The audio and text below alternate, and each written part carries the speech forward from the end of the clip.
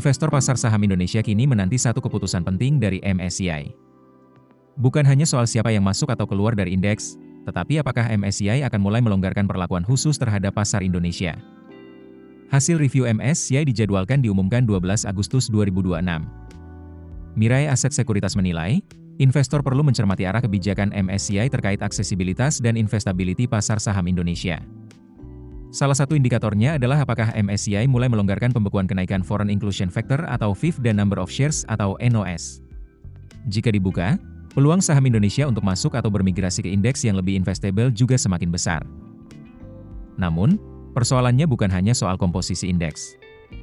MSCI juga akan menjadi sorotan terkait transparansi, free float, dan keterbukaan struktur kepemilikan saham.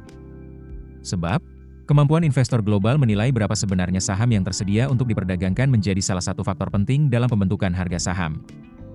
Mirae Asset menilai, jika MSCI melihat reformasi yang dilakukan OJK dan BI mulai kredibel, dampaknya bisa jauh lebih besar dibandingkan sekadar perubahan beberapa konstituen indeks. Sebaliknya, jika perlakuan khusus terhadap Indonesia kembali diperpanjang tanpa peta jalan yang jelas, investor asing berpotensi tetap memasang premi risiko lebih tinggi terhadap aset Indonesia. Di tengah penantian keputusan MSCI, fundamental ekonomi Indonesia masih menjadi penopang.